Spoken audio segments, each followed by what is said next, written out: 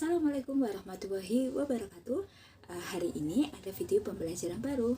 Yuk belajar bersama. Saya mulai dengan bab selanjutnya tentang pemikiran yang melandasi peristiwa penting di Eropa serta pengaruhnya di Indonesia. Ada dua yang kita bahas nanti, yaitu pemikiran dan peristiwa penting di Eropa apa saja, dan pengaruh pemikiran dan peristiwa penting di Eropa bagi masyarakat Indonesia. Kali ini saya akan menjelaskan mengenai peristiwa Renaissance. Pada awalnya, pemikiran dan peristiwa penting di Eropa itu apa saja? Abad ke-15 merupakan abad baru bagi kehidupan masyarakat Eropa. Pada zaman tersebut, masyarakat Eropa terbebas dari yang namanya zaman ke-8 atau Dark Age. Masyarakat Eropa mulai mengembangkan berbagai penyelidikan hingga melahirkan berbagai pemikiran dan peristiwa, seperti Renaissance, merkantilisme, reformasi gereja, Aufklärung, dan revolusi industri. Kali ini yang kita bahas adalah Renaissance.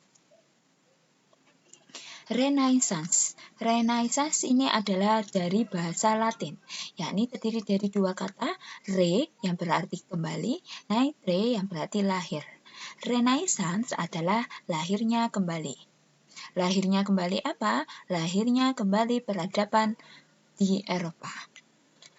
Ini adalah gambar yang menunjukkan bangunan pada masa Eropa masa Renaissance, yakni bangunan Santa Maria della Salute era Renaissance di Venice, Italia. Sebelum terjadinya Renaissance, pada keruntuhan Kekaisaran Romawi pada abad ke-4 Masehi, peradaban di Eropa sangat redup. Peradaban Eropa apa itu? Peradaban Yunani dan Romawi. Eropa pada kurang lebih 1000 tahun saat itu berada dalam peradaban abad pertengahan. Peradaban abad pertengahan itu apa? Yakni manusia yang hidupnya didominasi oleh gereja. Manusia saat itu tujuan akhirnya yaitu menjalani kehidupannya sudah ditentukan oleh Tuhan. Jadi segala sesuatunya ditentukan oleh amal mereka atau dikuasai oleh gereja saat itu. Itu namanya abad pertengahan. Pemikiran filsafat yang berkembang yang melahirkan filsafat skolastik saat itu. Apa filsafat skolastik? Filsafat skolastik adalah suatu pemikiran filsafat yang berlandaskan pada agama dan digunakan sebagai alat pembenaran agama. Jadi, masyarakat saat itu, manusia itu didominasi oleh gereja. Sebenarnya banyak hal-hal positif yang berkembang di periode itu. Namun, ada juga dampak-dampak negatif saat itu juga. Pada saat itu, dunia pemikiran pada abad pertengahan banyak ditujukan untuk kegiatan teologi atau keagamaan. Saat itu manusia harus patuh kepada ketetapan yang dikeluarkan oleh gereja. Berbagai pemikiran yang bertentangan dengan apa yang ditetapkan oleh gereja dilarang. Akibatnya, inovasi dalam dunia pemikiran menjadi sangat terbatas, sehingga abad pertengahan disebut juga sebagai abad ke-8 atau Dark Age. Hingga pada abad ke-14, kehidupan masyarakat di Eropa ditandai dengan berbagai bencana seperti kekacauan politik, krisis ekonomi, dan wabah penyakit. Kemudian muncul yang namanya Renaissance pada abad ke-15. Pada abad ke-15 ini, Eropa ini mulai membaik karena munculnya atau pemikiran Renaissance. Masa Renaissance ini ditandai dengan kelahiran kembali kebudayaan Yunani dan Romawi yang dicirikan oleh penghargaan terhadap etika, estetika, dan rasionalitas. Renaissance ini muncul pertama kali di Italia dan kemudian menyebar ke seluruh Eropa.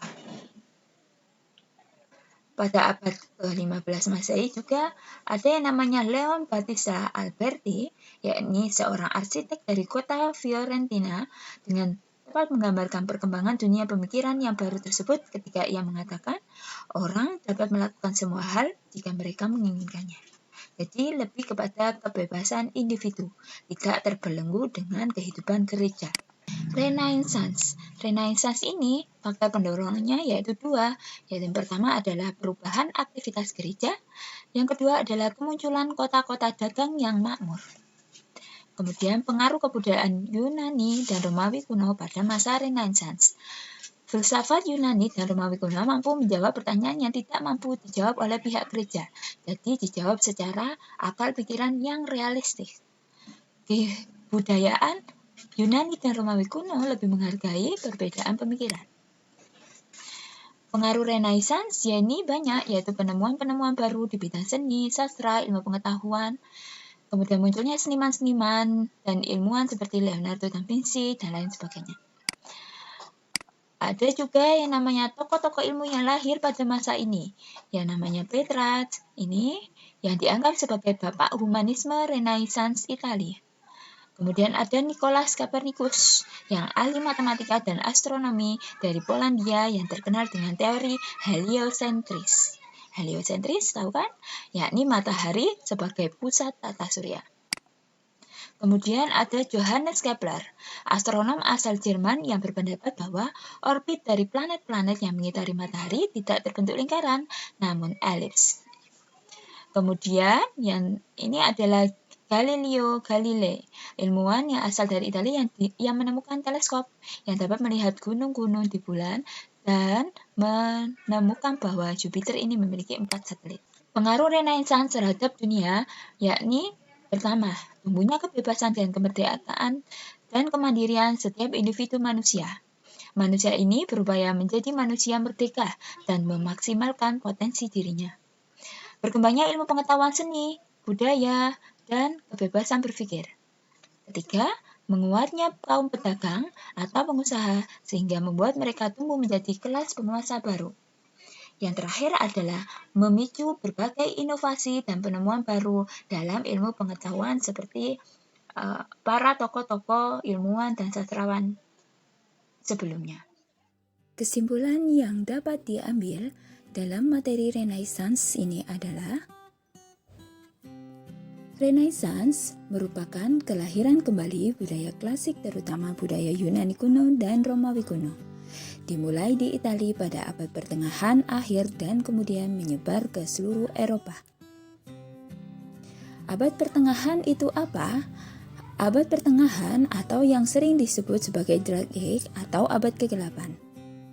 Abad pertengahan juga sering diartikan sebagai periode kekuasaan agama karena agama sangat mendominasi kepentingan masyarakat Eropa.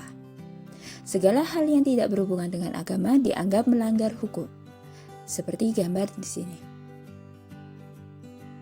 Ciri-ciri utama Renaissance adalah yang pertama, humanisme. Yang kedua adalah individualisme lepas dari agama, yakni tidak mau diatur oleh agama. Empirilisme, zaman kebebasan dalam pengembangan ilmu pengetahuan. Rasionalisme, yakni kebebasan dalam mengembangkan pikiran. Demikian video penjelasan dari saya, semoga bermanfaat. Wassalamualaikum warahmatullahi wabarakatuh. Sampai jumpa.